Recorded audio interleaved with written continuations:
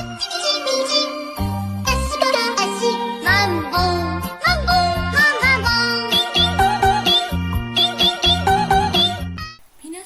konnichiwa. Minasan, o genki desu ka? Hai, itsumo genki de itte kudasai ne. Hari ini kita kembali lagi di pembelajaran Chukyudokai. Kira-kira teks apa yang bakal kita bahas hari ini? Hai, seperti yang sudah minasan lihat di sini, tema atau topik kita hari ini adalah Watashi no suki na ongaku. Hari ini kita bakal belajar seputar musik minasan. Namun tidak hanya musik nih, kita juga belajar alat musik Jepang dan ada konser juga loh. Kira-kira isinya seperti apa ya? Nah, kita bakal bahas bareng-bareng hari ini. Nah, sebelum minasang masuk ke teksnya, minasang perlu tahu nih kalau musik Jepang atau dikenal dengan J-pop itu punya daya tarik yang luar biasa minasang, terutama di kancah internasional dan sangat digemari oleh anak muda. Genrenya pun tidak hanya satu, tapi sangat beragam, mulai dari musik pop modern, anisong, rock berenergi, hingga musik akustik folk yang mendalam. Namun tidak hanya genre modern, Jepang juga mempertahankan musik tradisionalnya dengan sangat baik. Nah, untuk musik-musik tradisional ini yang biasanya digemari oleh kalangan orang tua. Dan kombinasi melodi folk daerah dengan instrumen akustik itu melahirkan karya-karya legendaris yang membangkitkan nostalgia lintas generasi, mulai yang dari yang tua hingga yang paling muda seperti itu. Nah, di sini sudah ada 3 contoh alat musik Jepang nih minasang. Yang pertama ada koto, yaitu dimainkan dengan cara dipetik. Yang kedua ada shakuhachi, ini seperti seruling ya minasang, dan cara mainnya tentu saja dengan ditiup. Yang ketiga ada taiko, taiko itu drum minasang. Cara mainnya yaitu tentu saja dengan dipukul dengan tongkat kayu khusus minasang. Nah, ternyata ada loh alat musik Jepang yang mirip dengan alat musik yang ada di Indonesia, yaitu samiseng dari Jepang dan rebab dari Indonesia. Secara bentuknya hampir sama ya minasang, kalau samiseng itu kotak, sedangkan rebab itu bulat, seperti itu. Nah, kalau samiseng itu cara mainnya dipetik, kalau rebab itu cara mainnya dengan digesek minasang. Hai, oke des, kita masuk ke rumusan masalahnya. Yang pertama, apa saja hal unik di konser band begini yang bikin Kaoru heran sekaligus kagum? Yang kedua, ungkapan atau kalimat apa saja yang dipakai Kaoru di blognya untuk menunjukkan kalau dia suka banget sama musiknya? Yang ketiga, di sebelah mana kita bisa menemukan bukti kalau Kaoru benar-benar puas dengan konsernya? Siapa Kaoru dan apa ya hubungannya sama band begin? Nah, kita bakal cari tahu jawaban-jawaban dari rumusan masalah ini di teks yang akan kita bahas nanti.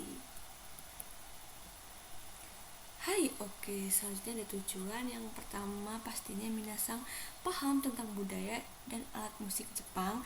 Yang kedua, minasang bisa paham isi cerita dari Kaoru nanti yang bakal kita bahas ya minasang, bagaimana Kaoru ini bisa suka nih sama konser musik yang dia tonton seperti itu. Kemudian minasang bisa belajar kosakata baru seputar musik tentunya, dan minasang juga bisa memahami pola kalimat apa saja yang digunakan dalam teks nanti. Hai, sugi ada manfaat. Yang pertama, bagi penonton atau teman-teman yang sekarang sedang belajar bahasa Jepang tingkat Chukyu atau menengah, saya harap pembelajaran seperti ini bisa lebih asik dan tidak membosankan ya minasang ya.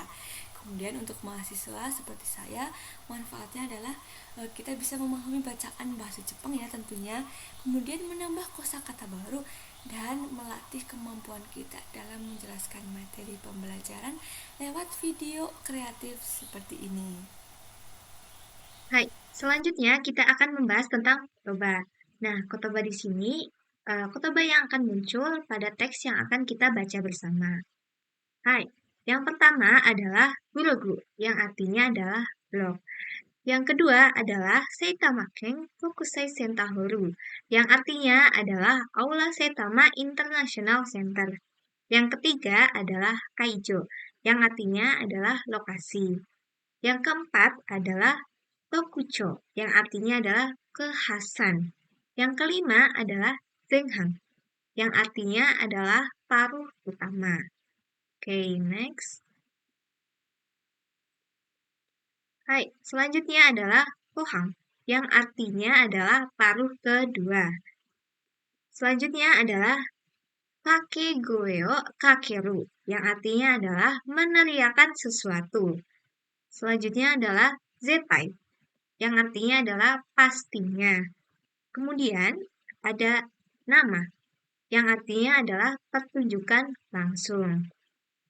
Selanjutnya adalah kuwareru, artinya adalah rusak. Hai, hai, kita akan lanjut membahas teksnya. Nah, di sini ada sebuah blog dari Kaoru. Hai, kita akan langsung ke judulnya ya. Judulnya adalah Begi no Kaibu ni Ite Ikimashita.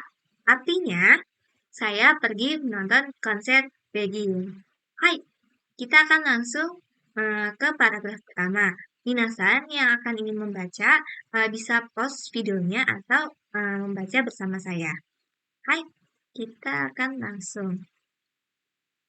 Sensu no doyobi, お友達のまきちゃんに誘われて行っていきました。ベギーのライブセタマ県国際センターホール。ベギーの曲は前から知っていて、カラオケでも時々歌うぐらいだったんですが、チャンスがなくてライブは行ったことがなかったので、すごい楽しみでした。はい、artinya Sabtu lalu saya pergi karena diajak oleh teman saya Maki Chang. Konser Bagging di Saitama International Center Hall. Saya sudah tahu lagu-lagu Bagging dari dulu, bahkan sesekali menyanyikannya di karaoke. Tapi karena tidak ada kesempatan, saya belum pernah ke konsernya. Jadi saya sangat menantikannya. Hai, kita akan lanjut ke paragraf kedua. 会場に行くこと。お客さんの幅が広くてびっくりしました。小さな子供からお年寄りまでいろいろな人が来ていました。これもベギンの特徴なのかな? Hai, artinya saat sampai di lokasi, saya terkejut karena rentang penontonnya sangat luas. Dari anak kecil sampai orang tua, berbagai macam orang datang. Mungkin juga salah satu ciri khas dari Begin. Hai, seperti itu ya minasang. Oke, kita ke selanjutnya. さて、ライブの前半は恋しくてをはじめ、じっくり聴かせる曲が中心です。もうね、ボカルの日傘が歌い始めた瞬間、会場の空気が変わるんでしょ。本当に歌がうまいな。そして後半は、灘そうそう、三種の花など沖縄曲のパレード。まるで沖縄にいるような気になりました。アンコールは私の大好きなシマンチューヌ宝。一緒に踊って、掛け声かけて、すごく満足しました。Nah, pada paruh pertama konser berpusat pada lagu-lagu yang dinikmati dengan hikmat. Dimulai dengan Koishikute. Wah, saat vokalisnya si Higasang mulai menyanyi, suasana di lokasi langsung berubah. Dia benar-benar jago menyanyi. Lalu, pada paruh kedua adalah rentetan lagu-lagu Okinawa seperti Nada Soso dan Sang Shinohana. Saya seperti sedang berada di Okinawa. Lagu encore-nya adalah favorit saya, Shimanchu no Takara. Kami menari bersama, bersorak, dan saya merasa sangat puas. それと、会場の雰囲気が優しかったな。歌ってる時に子供が泣いたんですが、そんなの誰も気にしない感じで、比嘉さんもバラードになると、なぜか子供がよく泣くんだよね。なんて笑って許したりして、なんだか幸せな気分になりました。Selain itu, suasana di lokasi sangat hangat. Ada anak kecil yang menangis saat lagu dinyanyikan, tapi sepertinya tidak ada yang keberatan. Dan Higasang pun berkata sambil tertawa, kalau lagu balada entah kenapa anak-anak sering menangis ya, dan memaklumi hal itu. Rasanya jadi ikut bahagia. こんな感じですっかりビギンのファンになってしまいました。6月には沖縄で歌の日コンサートが毎年開かれているので、絶対行くつもり。でもチケット取れるかな? Dengan begini, saya benar-benar sudah menjadi fans berat Bigin. Karena di bulan Juni, konser Utanohi diadakan setiap tahun di Okinawa, saya berniat pasti akan pergi ke sana. Tapi kira-kira bisa dapat tiket tidak ya? Hai minasan, ブログでのカオルさんの話はそんな感じでした。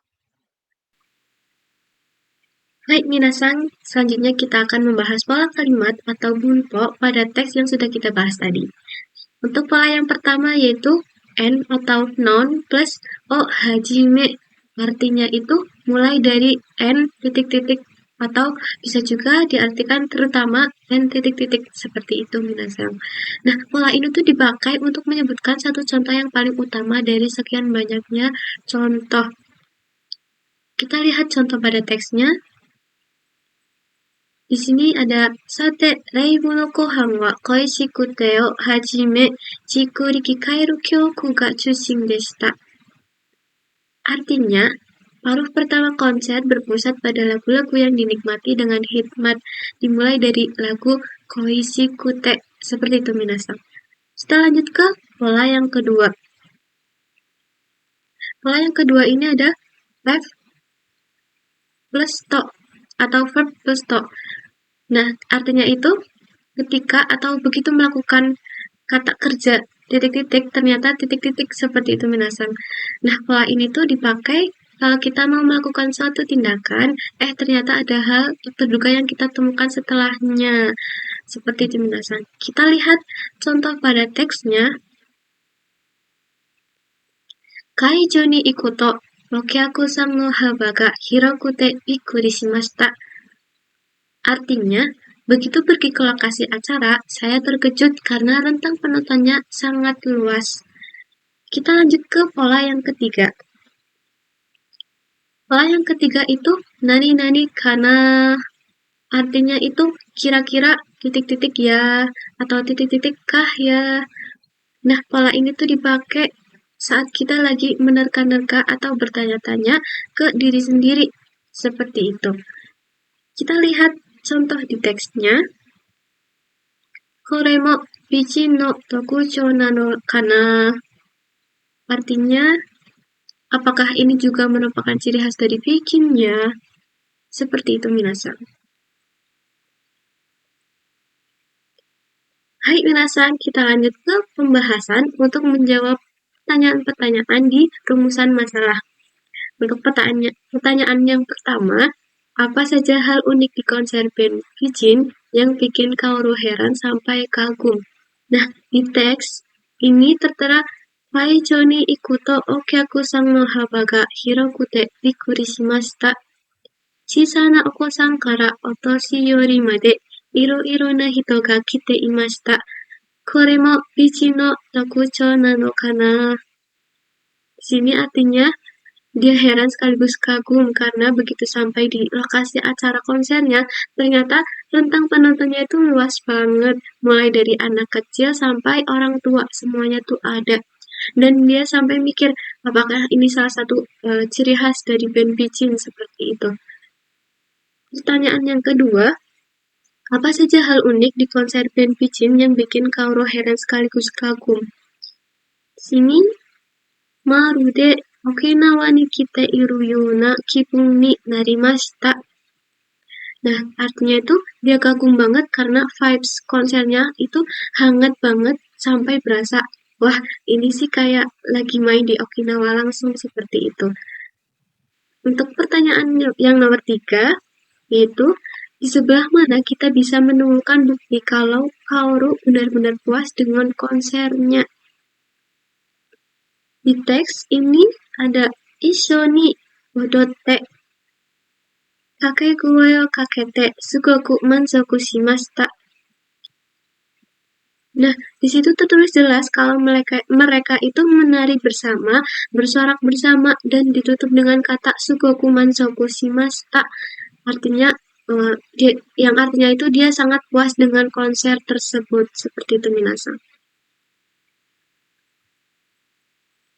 Hai, selanjutnya kesimpulan dan refleksi.